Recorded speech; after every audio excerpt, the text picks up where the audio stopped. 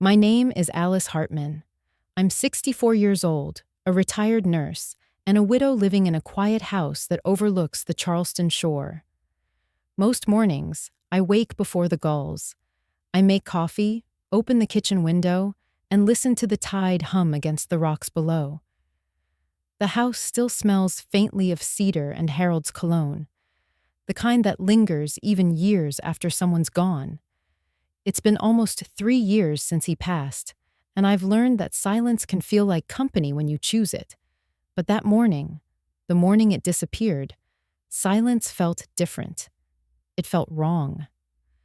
I was rinsing my cup when I noticed the mark on my finger, a pale circle where my wedding ring had always been.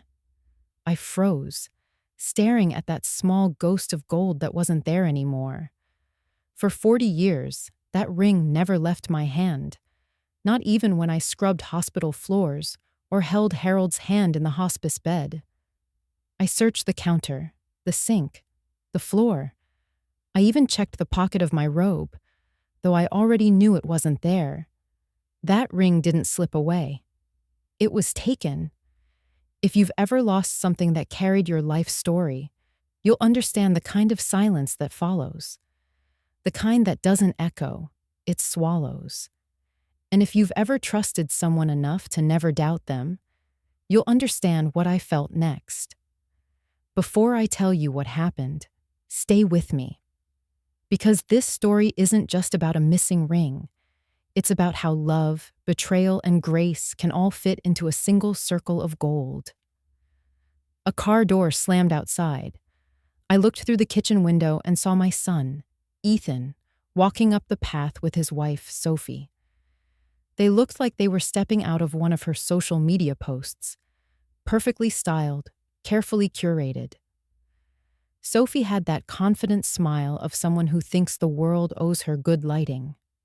Ethan looked tired, like a man still trying to remember who he was before someone else started editing his life. They came in with the usual burst of chatter and perfume. Sophie set her sunglasses on my counter like it was her home, not mine. Ethan hugged me quickly, but his shoulders were stiff. "Mom," he said, "you look great. Been keeping busy?" "I try," I answered. Then I asked the question before I could second-guess it. "Ethan, have you seen my wedding ring?" He blinked, too long. Sophie glanced at him, then at me, with that smile people wear when they're deciding how much truth they can afford to tell. "Your ring?" Ethan said slowly. "Maybe you misplaced it? You're always gardening. Maybe it slipped off." "It didn't," I said quietly. "It never does." The room went still. The clock ticked loud enough to fill the space between us. I could feel Sophie's impatience, the way she shifted her weight and sighed, as if honesty was taking too long. Finally, Ethan reached into his jacket pocket and pulled out a crumpled slip of paper. He didn't look at me when he handed it over. It was a pawn shop receipt. My heart didn't break. It folded in on itself, like a letter that had been read too many times. "Mom," he said, his voice low, "I'm sorry. We needed the money, just for a bit. I'll get it back." "For what?" I asked, though the word barely made it out. Sophie spoke before he could. "It was for our trip, Paris, remember? It was an opportunity, and we'll replace the ring. Don't make this a big thing, it's just a ring." Just a ring. The words hung there, like cold smoke. I looked at my son, the boy I raised through fevers and exams, the boy Harold taught to tie knots and drive stick, and I saw a stranger who couldn't meet my eyes. Sophie turned toward the window, already bored. She was showing Ethan something on her phone, a photo of the Eiffel Tower. The way her voice lifted when she said, "We deserved this," made my stomach twist. I wasn't angry yet. I was still, completely still. "I see," I said finally. "How was Paris?" She smiled, unaware that her reflection in the glass made her look like someone rehearsing satisfaction. "Perfect. Life-changing." Ethan muttered something about paying it back soon, about plans, about Sophie's brand deal. None of it landed. My gaze drifted to the pawn slip on the table. The address printed on it caught my eye. Keller and Sons Fine Jewelry. The name meant nothing at first. But somewhere in the back of my mind, a door creaked open. Harold once mentioned that shop years ago. A friend's place. A man who owed him a favor. I folded the slip carefully, as if handling something fragile. "Ethan," I said, "I'll take care of it." He looked relieved, which hurt more than if he'd begged forgiveness. Sophie nodded, already pulling her phone out to record something for her followers. The light hit her face perfectly, but it caught mine too. In that reflection, I saw the faint, empty circle on my finger again. After they left, the house returned to its familiar quiet. Only this time, it didn't comfort me. The kitchen looked the same, the cup still by the sink, the sunlight still warm, but everything felt rearranged, as if the air itself had shifted allegiance. I sat down and unfolded the pawn receipt again. The ink was slightly smudged, maybe from his thumb, maybe from mine. Underneath the printed date was a note written in pen, "Held by G. Keller until claim expires." I traced the letters with my finger. G. Keller. Harold's friend, maybe? Or maybe just coincidence. The ocean breeze came through the window and lifted the edge of a photograph on the counter. Harold and me on our wedding day, the ring gleaming against his hand. He used to say, "It's not the gold that matters. It's what it circles." I closed my eyes. Somewhere, I could almost hear his voice again. Steady, certain, the kind of voice that plans ahead. That night, I didn't sleep. The moonlight reached across the living room, silvering the edge of Harold's old armchair. I sat there with the pawn receipt on my lap, the house breathing around me. It wasn't the money that hurt, or the theft itself. It was the knowing that love can be pawned for less than it's worth, and that the person who sold it might not even realize what they'd lost. By dawn, I had decided. I would go to that shop. I would find whoever had my ring, and I would bring it home. But deep down, I knew this wasn't just about a piece of jewelry. Something in me whispered that Harold had seen this day coming. I drove to the address on the receipt while the sun was still low. The kind of morning light that softens edges and keeps secrets soft for a few more hours. The road along the harbor smelled of salt and old wood. My hands were steady on the wheel, though my chest felt like it held a small storm. I tried not to rehearse what I would say. I only wanted the ring back. It felt strange to admit that something so small could hold so much of my life, but it was true. I had never worn jewelry for show. That ring was a map of our years together, tight spots and wide places, the grooves where life had rubbed against it and made it ours. Keller and Sons. Fine Jewelry sat on a narrow street lined with magnolias. The shop window shimmered with glass and the pale faces of things that once promised lasting beauty. The bell above the door chimed when I stepped in. The air inside smelled of polished wood and lemon oil. A man stood behind the counter, wiping a tray with a cloth. He looked older than the man whose name was on the sign. He had a weathered kindness about him, the kind of face that had smiled at funerals and weddings in the same neighborhood for decades. When he looked up, his eyes held a moment of recognition that made my breath catch. "Mrs. Hartman?" he asked. "Yes," I said. My voice sounded like paper. "Alice Hartman." He set down the cloth and came around the counter with hands that looked like they had always been careful. Up close, I could see the small scar along his thumb, the kind of mark a jeweler gets from a file or a stubborn clasp. He introduced himself as Graham Keller, although his name badge read simply G. Keller. He apologized for the inconvenience, and offered me a chair without the charm of a man who was practicing politeness. There was an old photograph behind the counter, two men in their 20s, arms slung over each other's shoulders, both laughing. I recognized Harold in one of those faces, the way Harold always took the world as if it could be trusted into his hands. "I don't have it here," Graham said at first, his voice low, careful. "But I have this." He reached under the counter and produced a small velvet pouch. When he set it on the counter, the light found the gold inside, and for a second the shop smelled like my wedding day again. The church flowers, Harold's nervous hand, the way his coat smelled of winter tobacco and something sweet. My hands trembled when I picked the pouch up. The ring slid into my palm warm as if it had just been worn. "How did you get it?" I asked, my words smaller now that the gold was real and near. Graham cleared his throat. "Harold called me years ago, asked me to hold on to a few things for him, should anything ever happen. Said there might come a day when you would need them. He was careful in his requests. He didn't like surprises, not the kind that hurt." He paused and watched me with steady eyes. "He told me if you ever asked for this, to give it back, and to give you what was in the envelope." My fingers closed around the ring, as if by doing so I could keep it from becoming a memory again. The band was worn in the places Harold's thumb would have grazed, the inside engraving almost smooth with the years. I slid it across my finger and felt that circle of metal settle like a completed sentence. "Envelope?" I asked, though part of me already knew there would be a letter.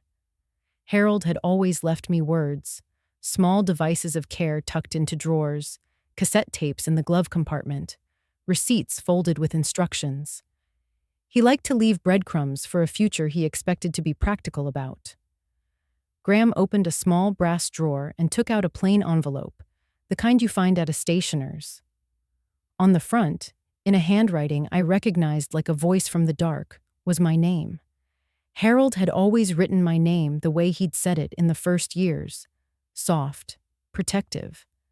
The sight of it crowded the room with 1,000 small memories.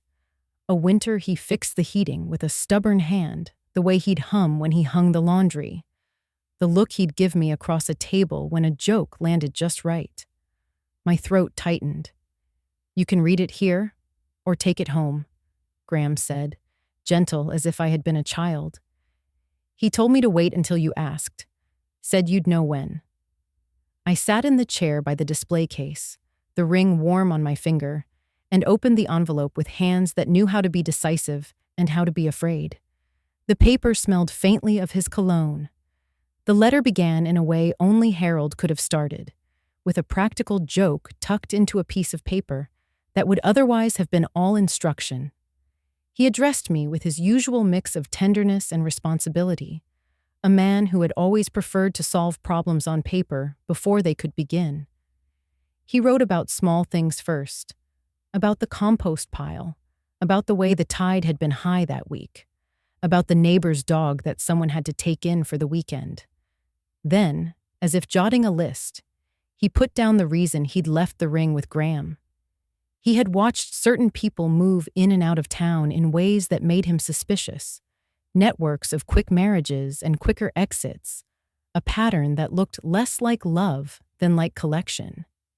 He had done what Harold always did when he suspected risk. He prepared. "You're not to confront anyone without me," the letter read in Harold's steady script. And then there was a line that made my breath catch. "If it's me you need, the key is with Mark. If it's the ring you need, G. Keller holds it until the day you ask."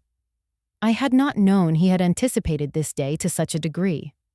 It was one thing to believe Harold could be practical. It was another to see his plan laid out in black ink. A lockbox, a detective's name, a friend at a shop. The thought sat on my ribs, strange relief intermingled with an ache that felt a little like pride. He had kept watch from a place only he could reach now, and in the letter, his foresight felt less like prophecy and more like a husband tying a knot around the things he knew were ours. Graham hesitated then, as if the room had a proper order that he did not wish to disturb. "He left a note for you, too," he said. "Not long.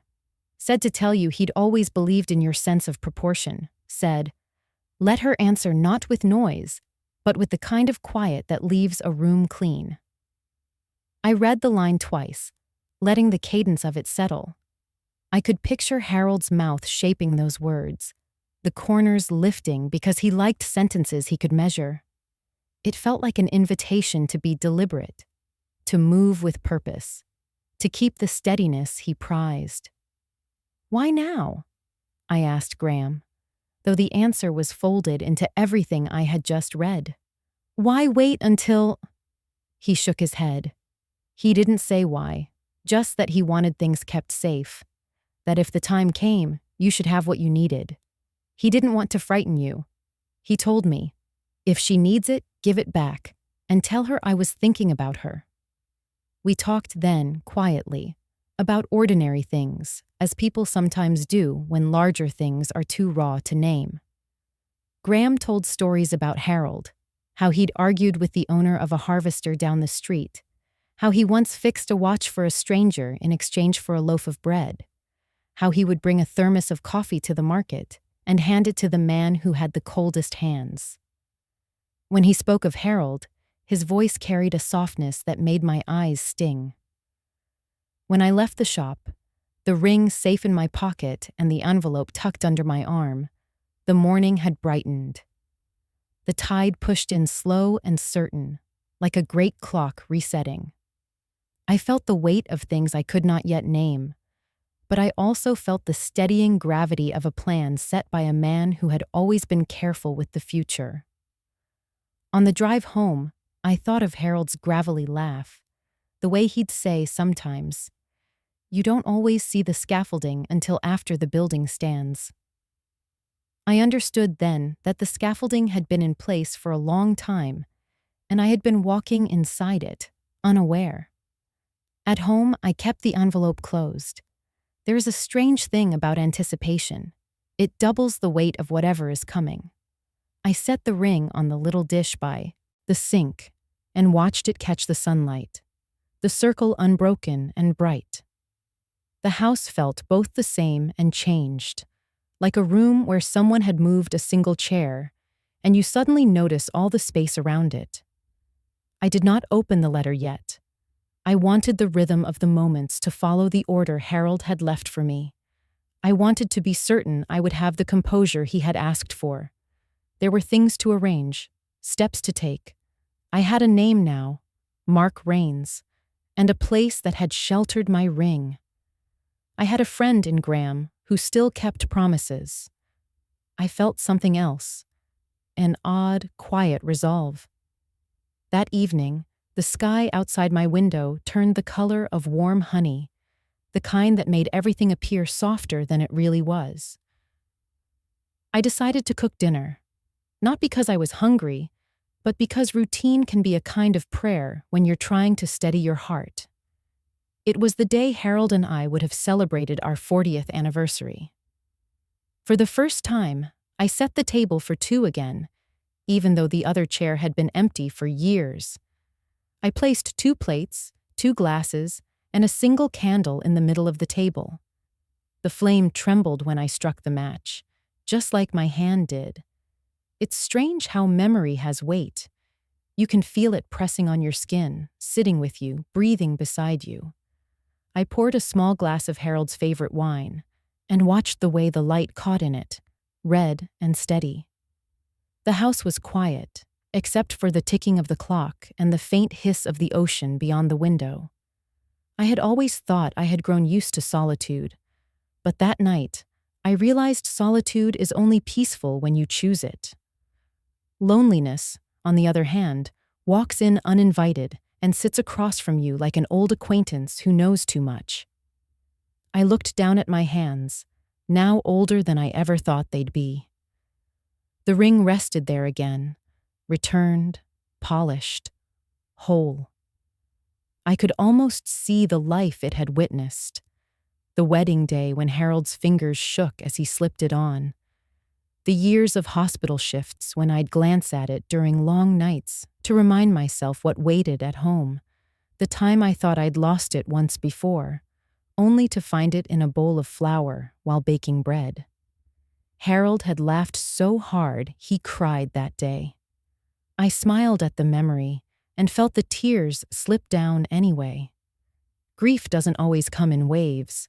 Sometimes it sits quietly at your table and eats beside you.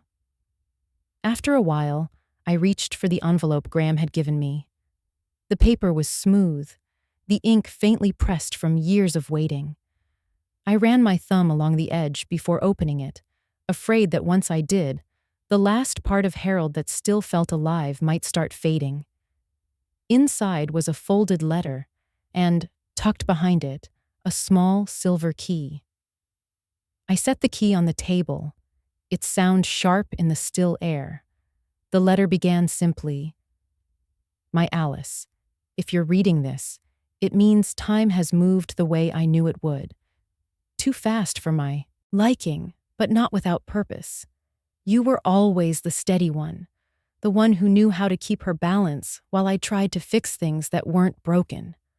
I used to think my job was to protect you from the world, but maybe I was wrong. Maybe my job was to make sure that when the world tried to test you, you'd remember you were never alone."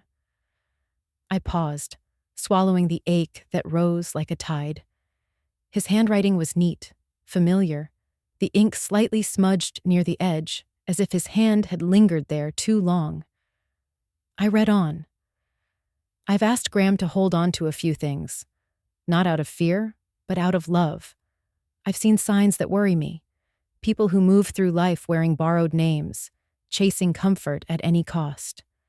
You've always believed in seeing the good in everyone, and that's what I love most about you. But there are times, Alice, when good hearts attract broken ones. If someone ever tries to use that against you, there are things you'll need to know." My hands trembled. The candle flickered as if the air itself had leaned closer to listen. He continued, "There's a key enclosed. It opens the small lockbox at Keller's, under my name. Inside, you'll find records, copies, and something that might feel like unfinished work. Don't be afraid to look. If I didn't finish what I started, it's because I trusted that you would know when to act. There's also a name, Detective Mark Raines. He's a good man. Tell him I kept my word." I looked at the key, its surface catching the candlelight like a heartbeat. My breath felt thin.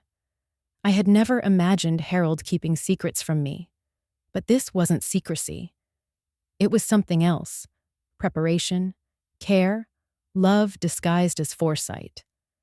The letter went on. "If things ever feel too heavy, promise me you'll remember the sound of the tide outside our window.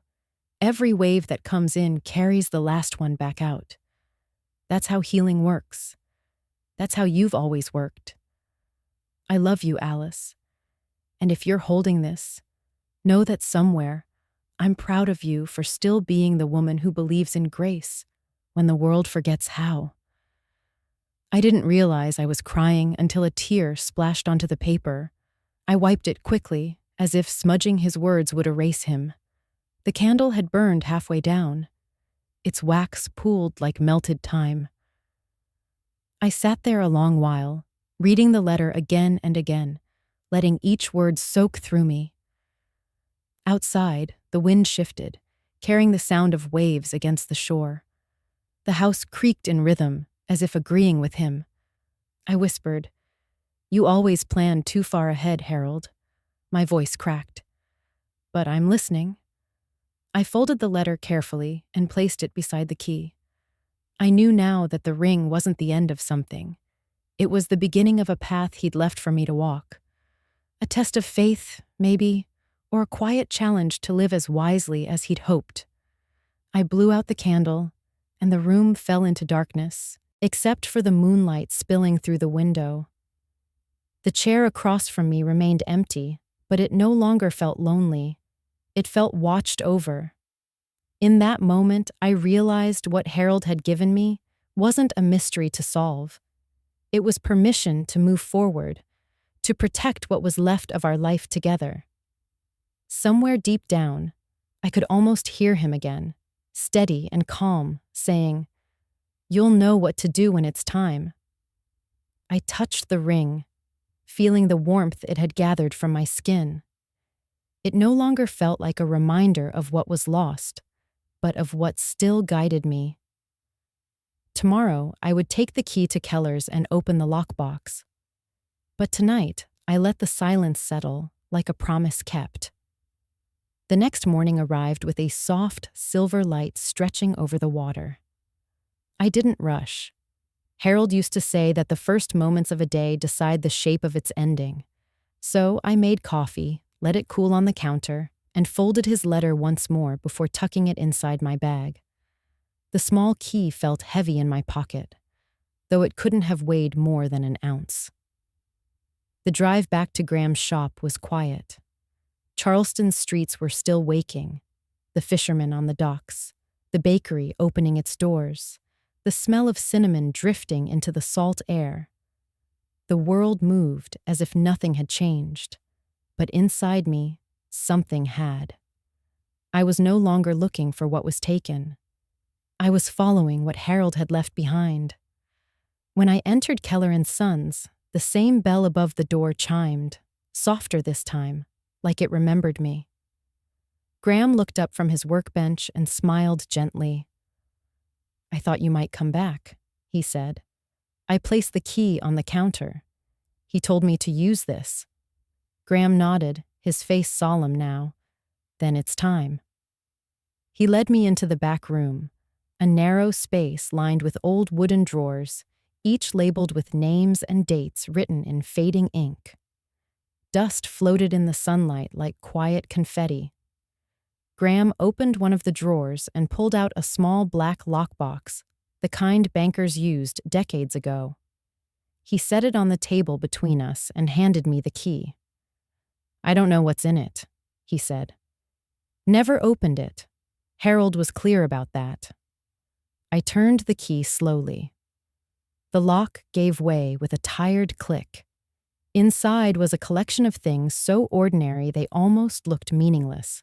A flash drive, a stack of photocopied papers, and a small envelope marked, "For Alice," if it finds her too late.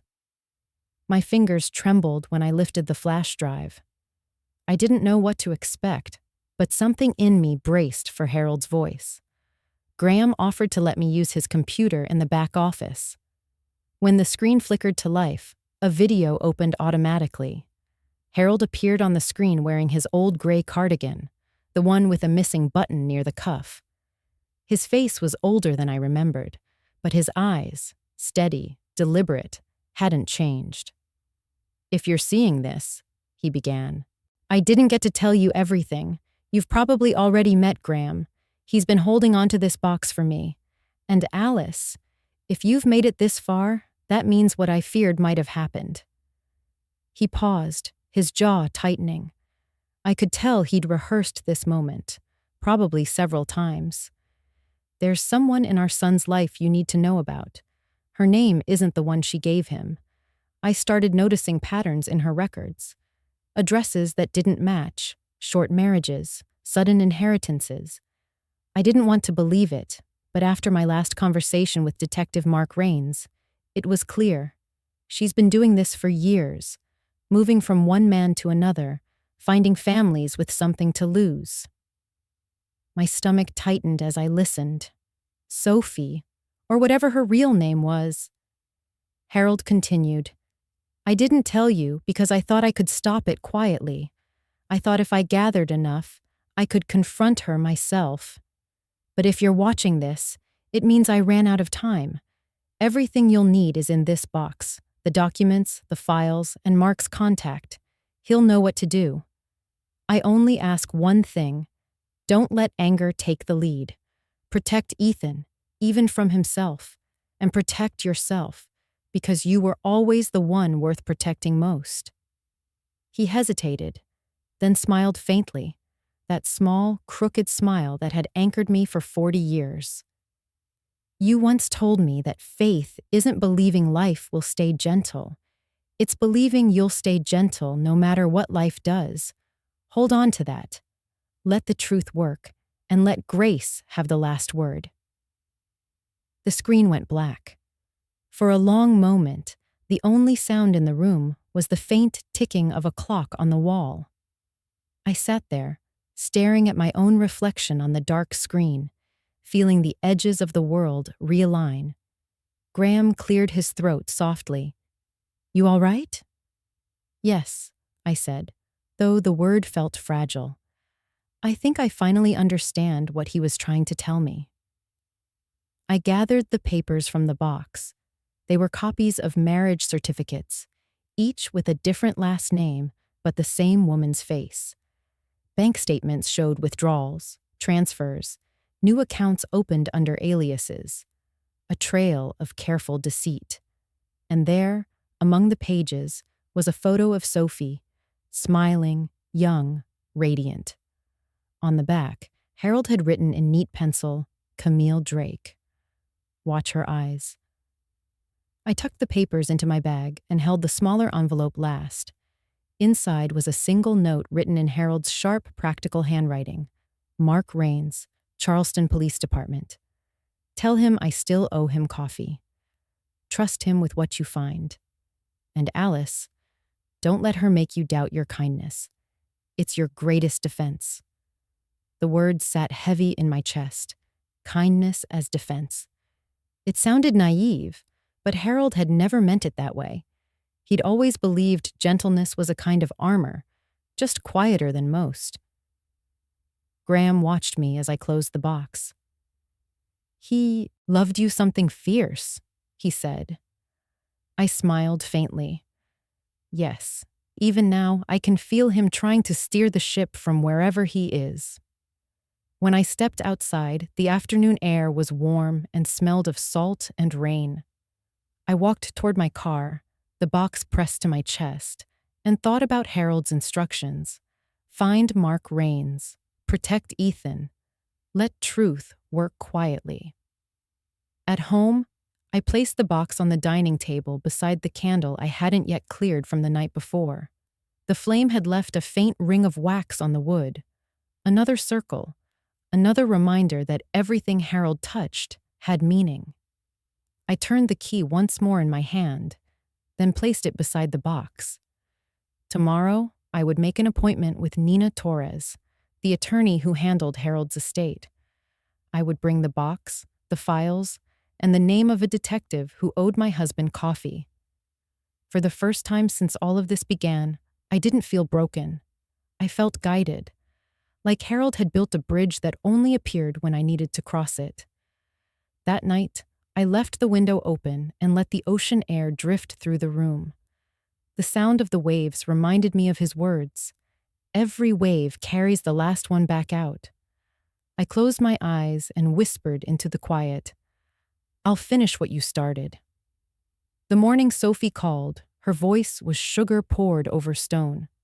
"Alice, could you come by this afternoon? We're having a little get-together. Something fun." Fun. That word never sounded right coming from her. It always carried an echo of performance, like she was rehearsing happiness for an invisible audience. Still, I went. I needed to see her face again, needed to understand the shape of the person Harold had warned me about.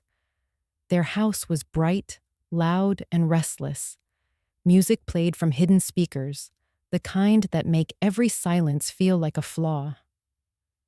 Sophie greeted me at the door wearing a crisp white dress, hair glossy as glass. Ethan hovered behind her, his eyes tired but obedient. "Mom," she said brightly, "you'll love this. We're doing a live appraisal stream. Just for fun. People love these authenticity tests online." The living room looked like a film set. Ring lights, a camera mounted on a tripod, a small velvet tray on the table. And there, sitting in the center of it all, was my wedding ring. My breath caught. "I thought you said you returned it," I said quietly.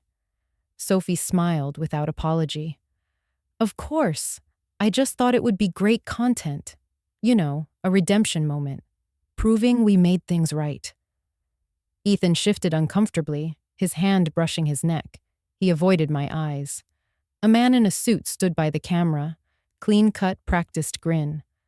I'm Darren, he said, the appraiser. He shook my hand as if this were a friendly game. Sophie gestured dramatically toward the ring. We just want to make sure it's real, since, you know, the whole situation. Transparency builds trust. She said the last line straight into the camera. I watched as the man lifted my ring with a small metal tool, examining it under a bright lamp. He cleared his throat, glanced briefly at Sophie, and then looked straight into the lens.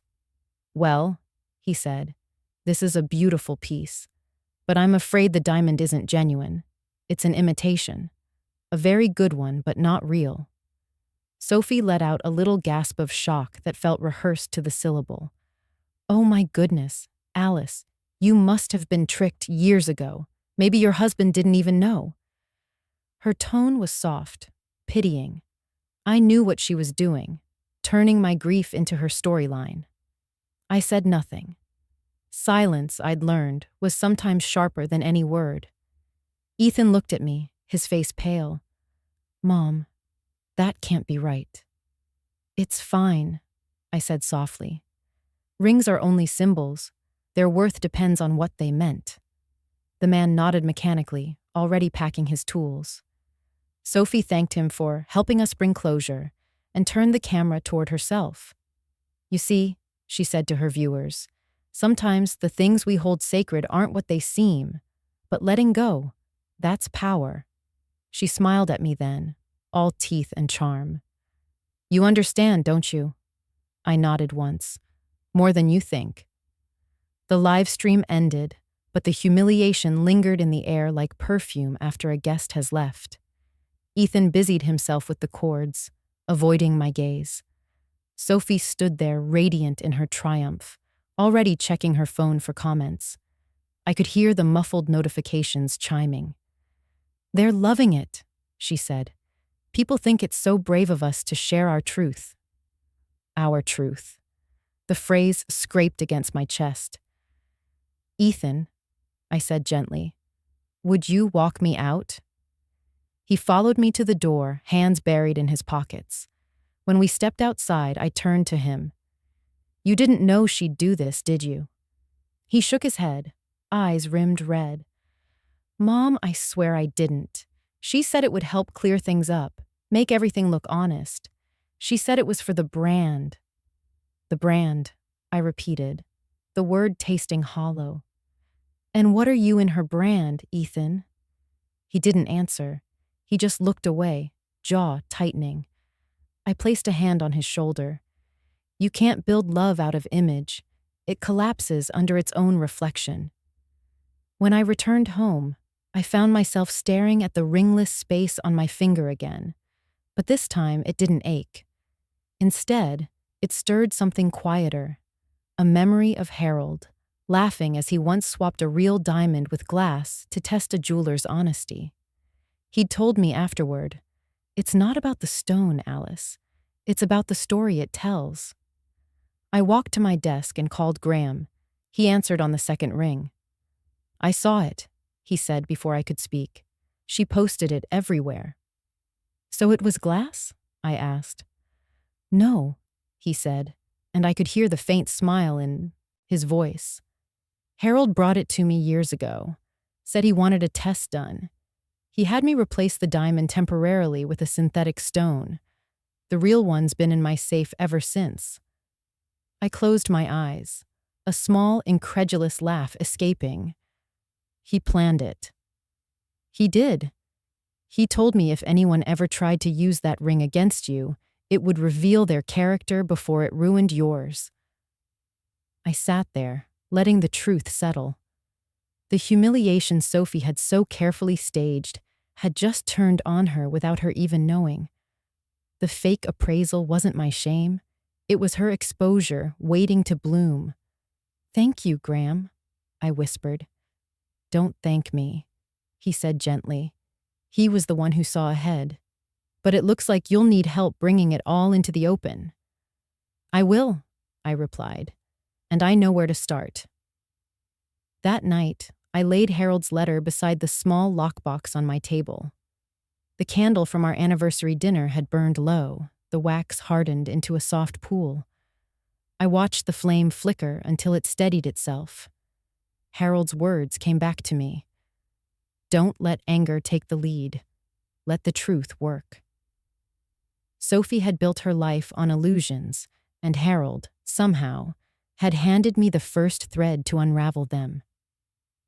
The morning after Sophie's spectacle, I sat at the kitchen table with Harold's files spread before me. The sunlight crept across the pages, illuminating names, numbers, and signatures that told a story more tangled than any I'd ever imagined.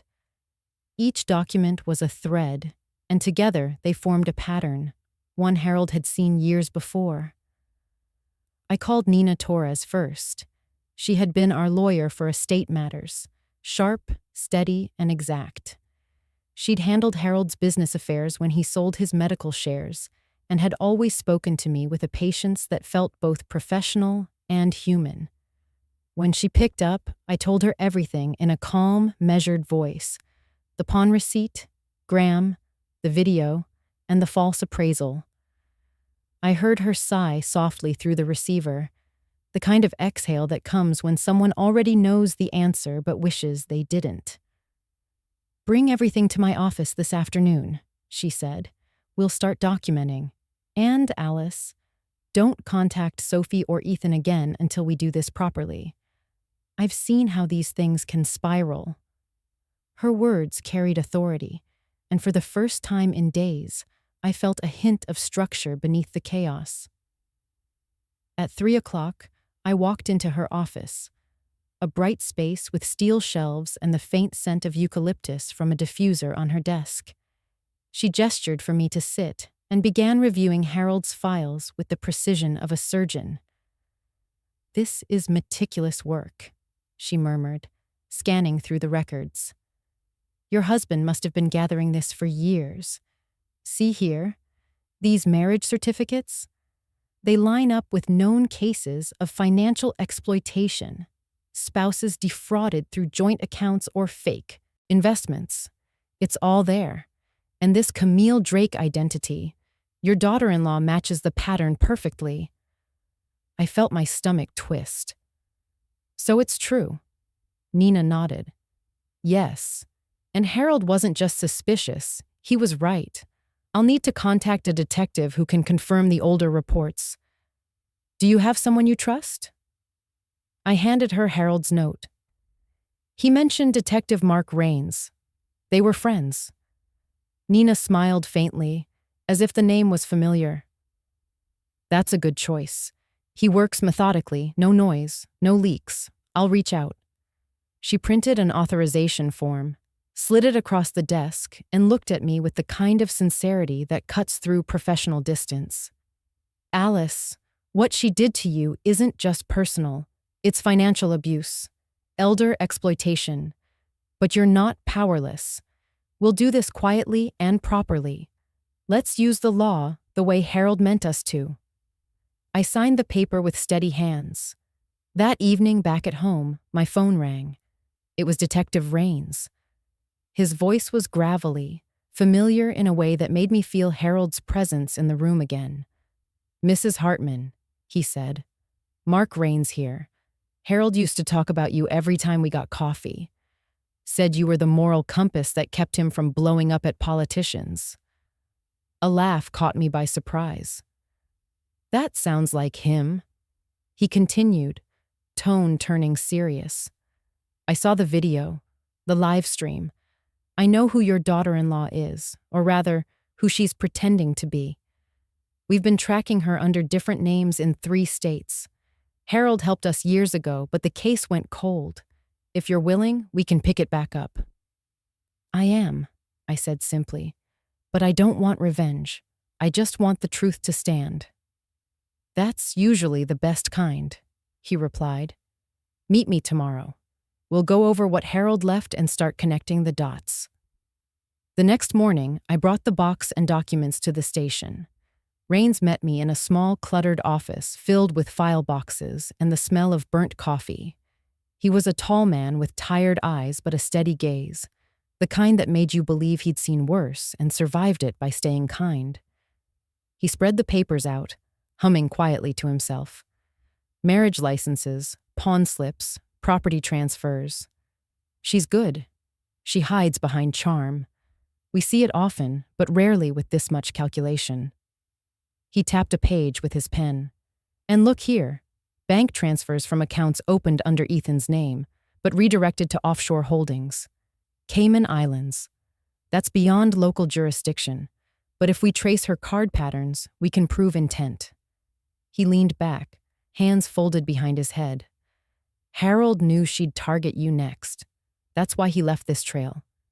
You're standing on solid ground, Alice, but we'll need to build the case carefully. I'll coordinate with Nina for the legal filings. Graham stopped by later that afternoon. He brought a small envelope of his own, copies of the pawn transaction records. The paper smelled faintly of metal and old ink. This shows the timeline, he explained. Sophie brought the ring in herself. Ethan signed the form after, probably didn't know what he was signing. Rains scanned the papers. That helps. It establishes coercion. Nina joined us shortly after. She carried her tablet and a calm that seemed unbreakable. Here's how we proceed, she said. We'll gather everything into a single report. Fraud, financial manipulation, property misrepresentation, and digital evidence. Once we have probable cause, Rains can get a warrant. But we'll need one last piece, proof that she's still planning to control Alice's estate. I looked up. She's already trying. The live stream wasn't about the ring. It was about building a narrative, making me look confused, incapable, setting the stage for guardianship. Nina nodded grimly.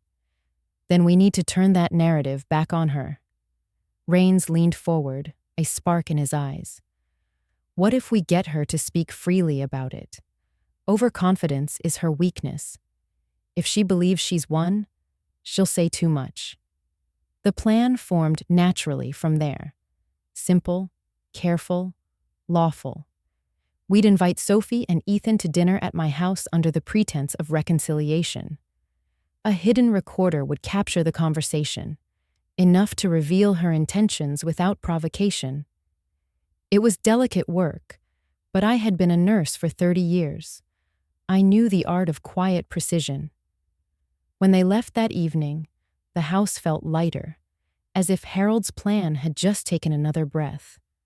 I poured myself tea and sat by the window, watching the tide slide in and out. The ring gleamed faintly in the lamplight. It wasn't a symbol of what I'd lost anymore. It was a reminder of what I still had: reason, dignity, and truth. Harold's words echoed again in my mind. Let the truth work, Alice. Let grace have the last word. I picked up the phone one last time that night, calling Ethan. He answered hesitantly. Dinner tomorrow, I said. Just us. No cameras, no posts. I think it's time we talk. He hesitated, then sighed. Okay, Mom, I'll tell Sophie. After I hung up, I exhaled slowly. The plan was set in motion. Harold had always believed in preparation. I was only continuing what he started. Outside, the ocean was calm, as if holding its breath. Somewhere between the pull of the tide and the stillness of my heart, I realized what this was all leading toward. Not vengeance, but clarity. Tomorrow night, in my own home, truth would begin to speak.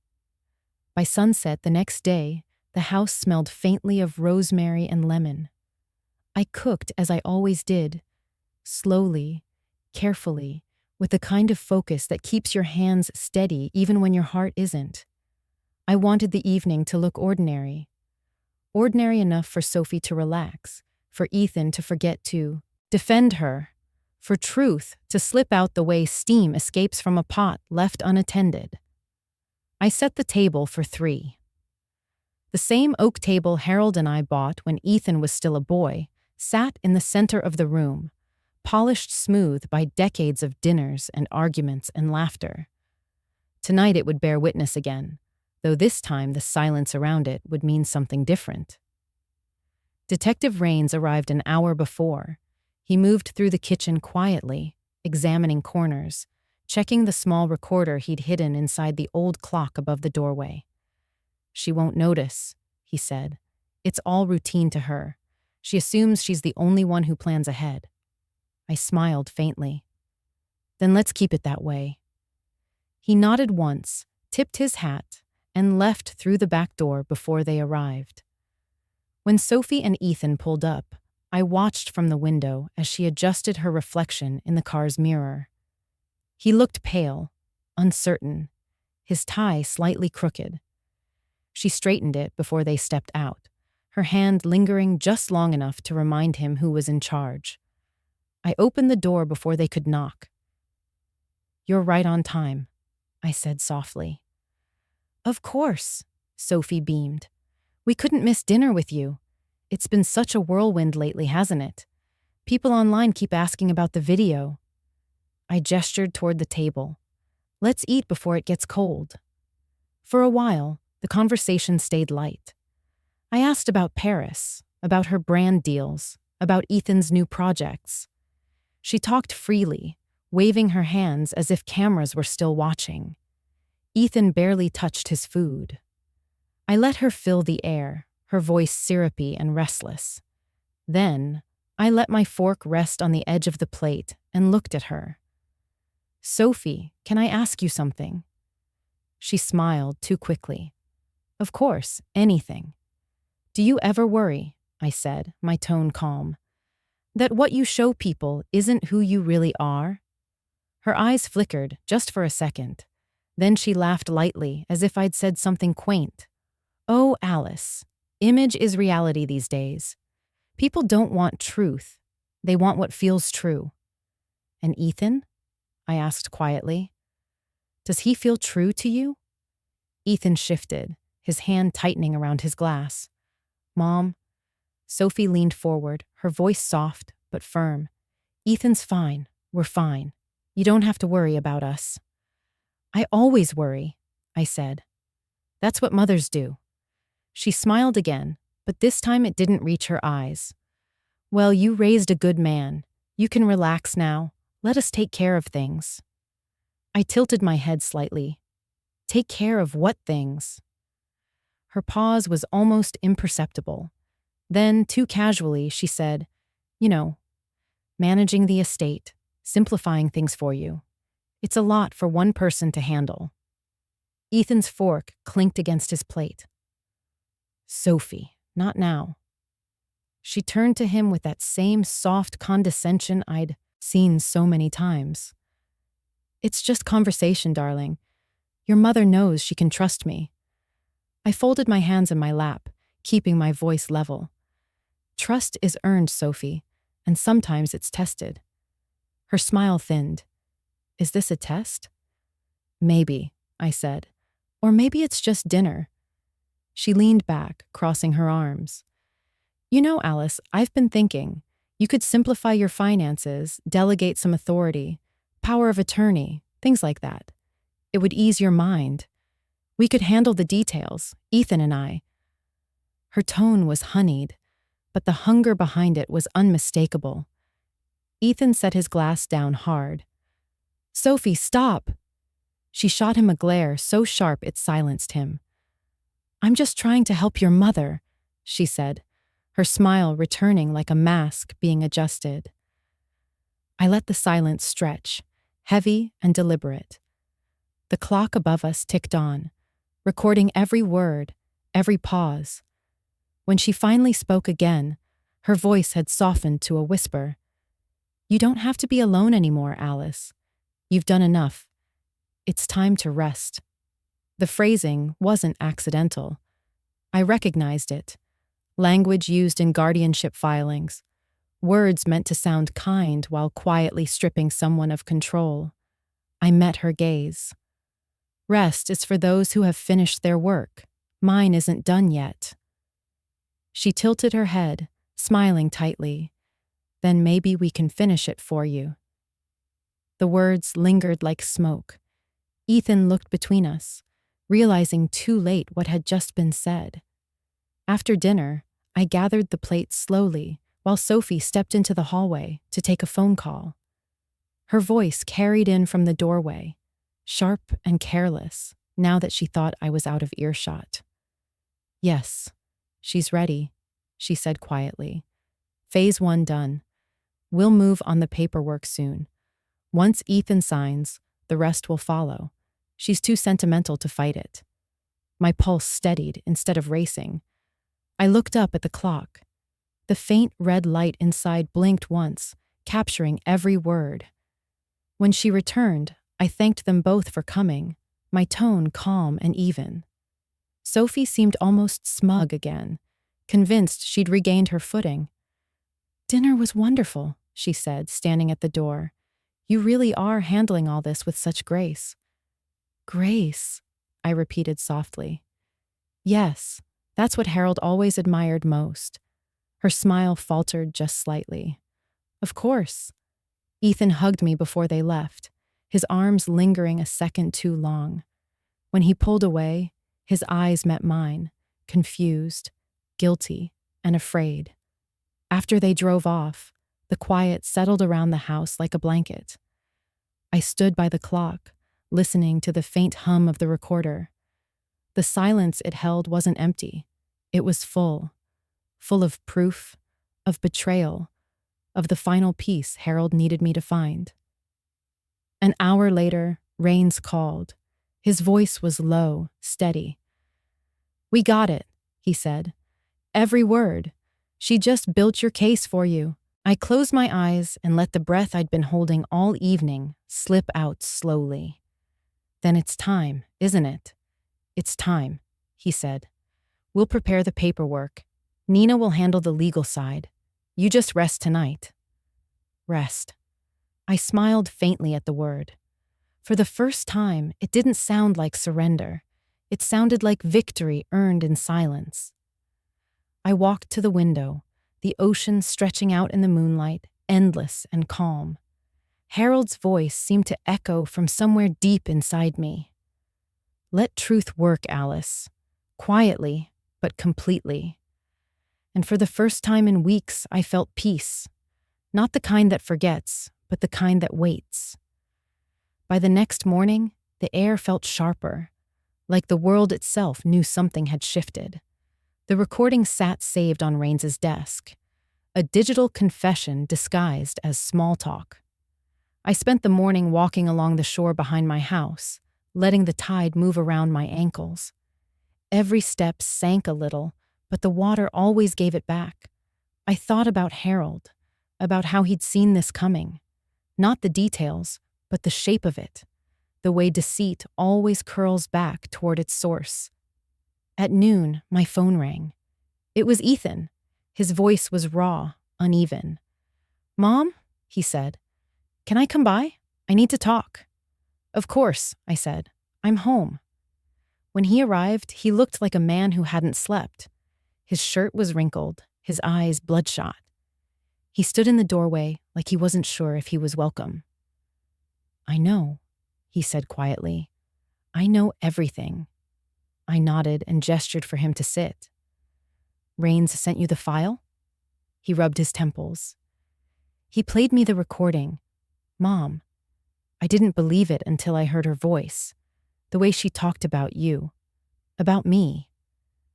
There was no anger in his tone, just disbelief that felt older than his years. He looked at his hands, turning his wedding band as if it were suddenly foreign. "She said it was all part of a plan," he whispered. "That once your estate was secured, we'd be set for life. She even joked about how sentimental women make the easiest targets." The words landed like stones between us. I reached out and rested my hand on his arm. "She's done this before, Ethan. Harold found records, names, places, other families. You were never the first." His shoulders sagged. God, Mom, I thought she loved me. I think she loves what love can buy, I said softly. But love doesn't survive where truth can't breathe. He nodded, tears stinging his eyes. What happens now? Before I could answer, my phone buzzed. It was Rain's. Alice, we've confirmed the warrant. We'll move today. Tell your son to stay put. She's already making calls, trying to move funds. Ethan's head snapped up. Funds? What funds? Rains's voice was firm. The joint account she opened under your name. We traced it to an offshore transfer. She's preparing to disappear. We've got airport surveillance watching for her. Ethan ran a shaking hand through his hair. I have to stop her. No, I said quickly, catching his arm. Let the law handle it. If you go to her now, she'll twist it. She's good at that. She'll use your guilt like a key. But I could see in his eyes that he wasn't listening. Ethan, I said softly, if you see her, just tell her one thing. Truth has already arrived. He stood, uncertain, then nodded and walked out. I watched his car disappear down the driveway, my heart steady but heavy. Some lessons can't be taught. They have to break open on their own. Hours passed in a blur of phone calls and coordination. Nina confirmed the court filings. Rains sent updates from his team. They'd alerted TSA and cross-referenced known aliases. Camille Drake, Sophie Lang, C. Hartley, each name a thread of the same web. At dusk, Rains called again. We've got movement. She's at the Charleston airport, Terminal B, one-way ticket to Miami, connecting to Cancun. Traveling under Drake. She's carrying a forged passport and a case of jewelry. We're coordinating with Florida authorities. My breath caught. Jewelry? Yes. Some of it matches descriptions from past cases. Inheritances, engagement rings, even heirlooms. We'll know once we inspect it. I felt the room tilt slightly. Rains, I said slowly. Check for a gold chain with a small oval locket. It belonged to Harold's mother. I think she took it from our safe. There was a pause, then a quiet. Understood. We'll check. Meanwhile, Ethan called from the airport parking lot, his voice trembling. She's here. I see her. She's arguing with a man at the counter. Something about her passport not scanning. Stay where you are, I said firmly. Don't let her see you. But I could hear the shake in his breath, the pull between guilt and justice. I have to try, he said, just to say goodbye. Ethan, don't, I whispered, but the line had already gone silent. I stood there with the phone pressed to my ear long after the call ended, listening to nothing but the faint hum of the sea through the open window. The evening light spilled across the floor, long and gold, like the color of Harold's ring. An hour later, Rains called again. We have her in custody. Your son's fine, shaken but fine. She tried to get through security using the fake passport. The agents recognized her from our alert. We've recovered cash, documents, and several stolen pieces, including the gold locket you mentioned. For a moment, I couldn't speak.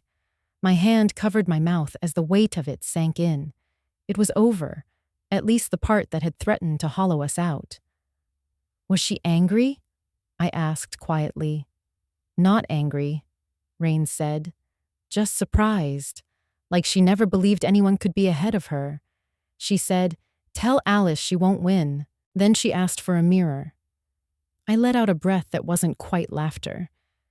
She always did love reflections. He paused. We'll process her here tonight.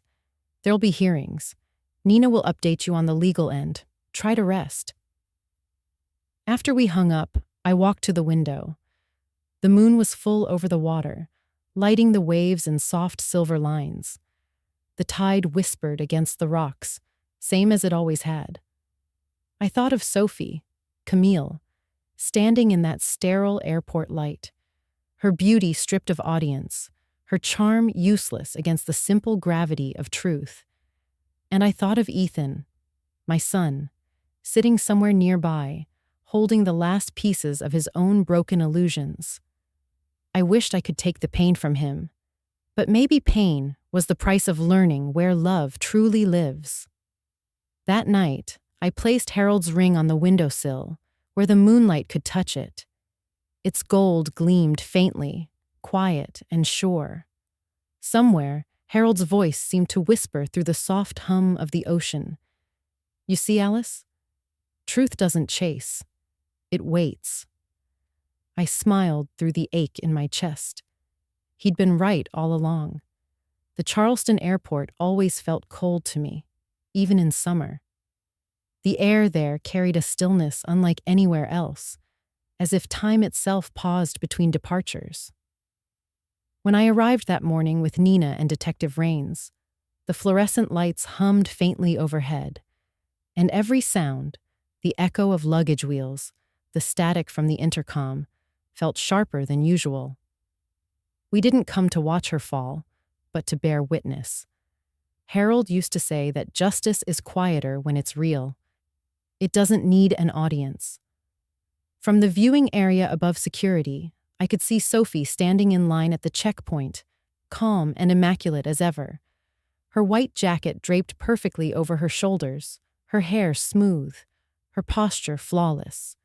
Even now, she performed. But there was a stiffness to her gestures, a crack in the rhythm. She clutched her passport too tightly, glanced over her shoulder too often.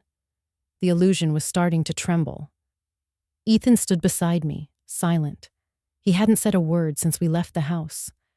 I could feel his heart breaking in the quiet way only a parent can sense, through stillness. Below us, Rains and 2 federal agents moved into position. They didn't rush her. They let the moment come naturally, like a tide creeping up the sand. When Sophie stepped forward to scan her ticket, the machine flashed red. She tried again, forcing a smile at the attendant, but the second scan failed too. The attendant called for security. Sophie's smile faltered for the first time I'd ever seen. She looked around, eyes darting like a cornered bird, until she spotted the agents walking toward her. Even from a distance, I could see the calculation in her face, running through options, rehearsing lies. But this time, there were none left. Rains approached her gently, holding his badge where everyone could see. Ms. Drake, he said, using the name from her forged passport. We need to ask you a few questions. She froze. It's Lang, she said quickly, then corrected herself. Hartman. Sophie Hartman. The switch was her undoing. The agents exchanged looks and stepped closer. This is a mistake, she began, her voice trembling now, her performance cracking under the weight of reality. You don't understand. My husband, his mother. Rains spoke softly, almost kindly. We understand, ma'am. That's why we're here. The words seemed to drain her. She tried to hold her composure, but when the handcuffs clicked around her wrists, her shoulders sagged. The crowd nearby paused, uncertain, their whispers filling the space. Ethan's hand went to his mouth. I reached for him instinctively, but he didn't move. His eyes stayed on her, his wife, the woman he'd loved, the stranger he never truly knew. Sophie turned once, scanning the crowd as if searching for a camera, for control, for anything to make sense of what was happening. And then her gaze found us. For a heartbeat, our eyes met. There was no hatred in hers, only fear. Fear and disbelief that her story had ended before she could rewrite it. Security led her away. The white jacket slipped from her shoulders as she walked, leaving her smaller than I remembered. For a moment, she looked almost human. And I wondered if Harold, wherever he was, would have wanted me to see that. To understand that even those who harm us are sometimes broken by the same emptiness they create.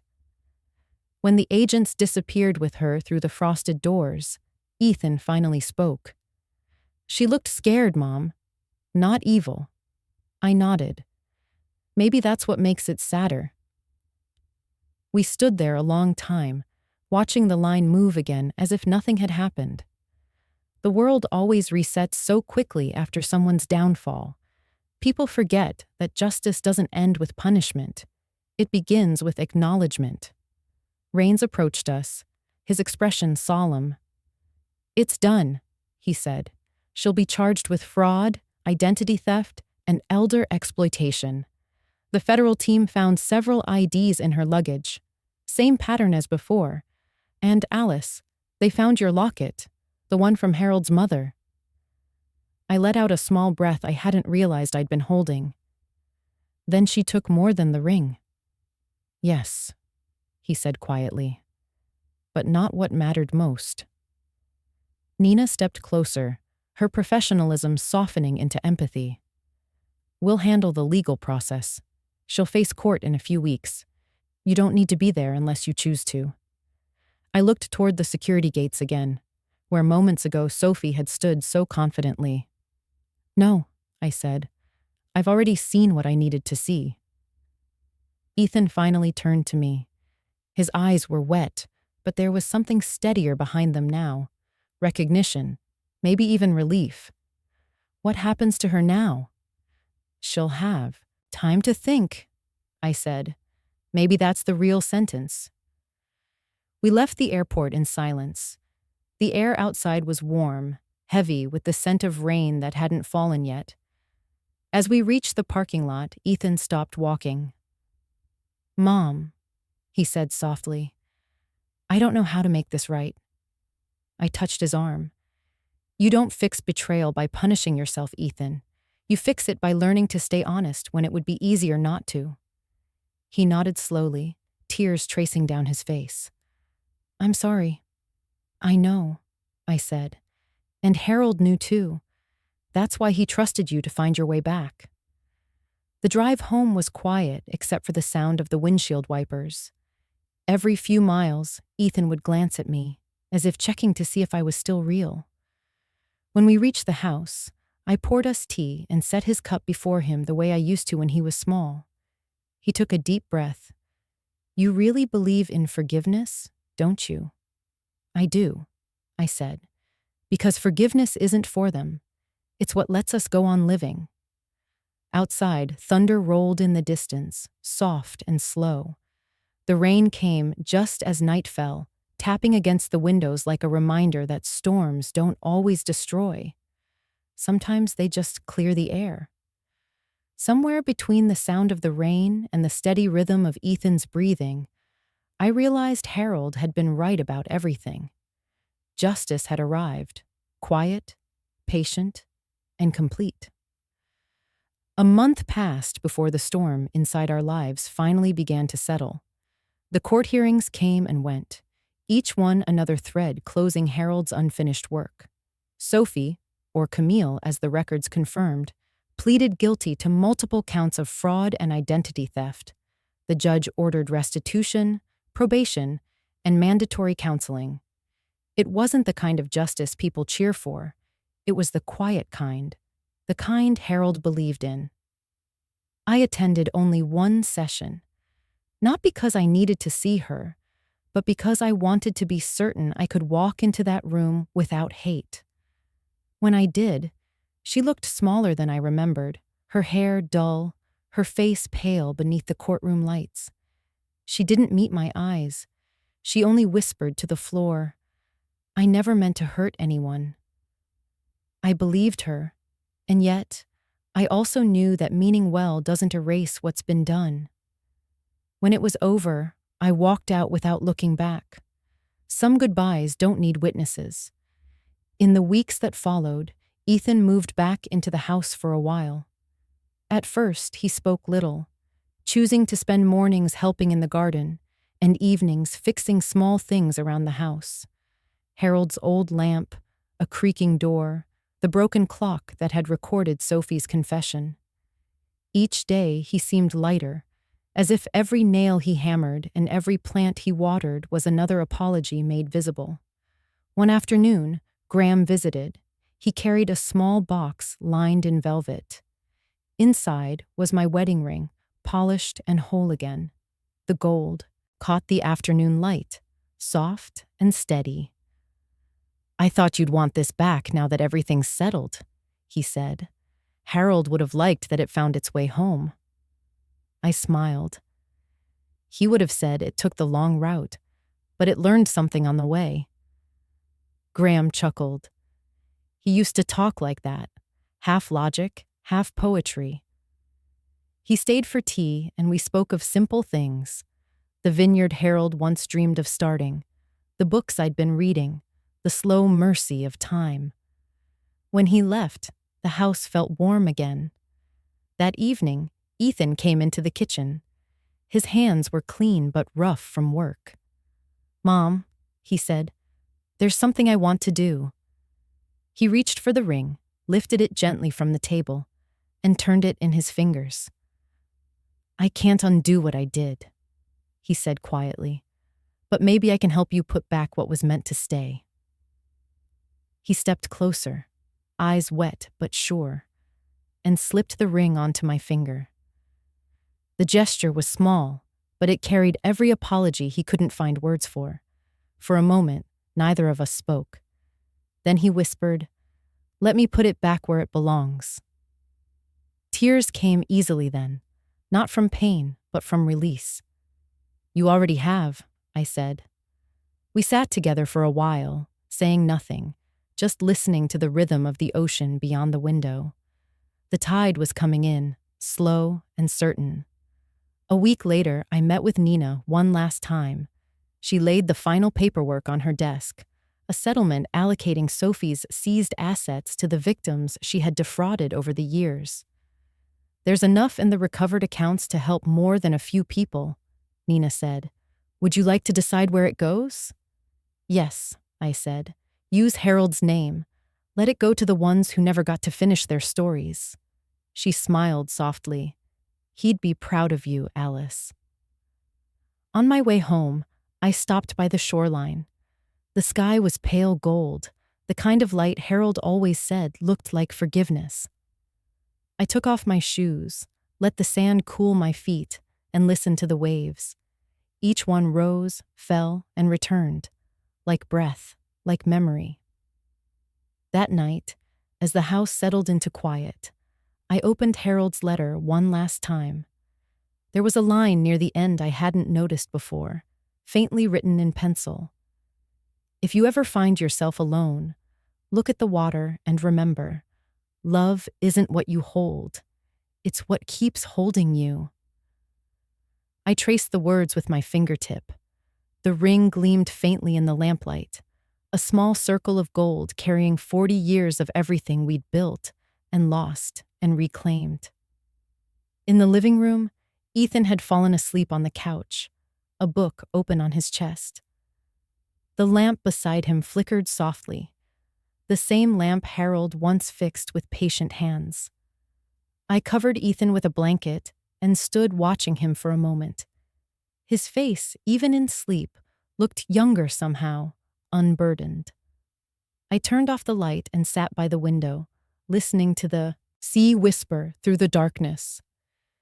Somewhere in that sound, I could almost hear Harold's laughter, steady and kind. "He said it was just a ring," I murmured to myself, smiling through the tears that came freely now. But it wasn't. The tide kept its rhythm. The night held its breath. And for the first time in years, I felt whole again. Not because everything had been restored, but because what remained was enough.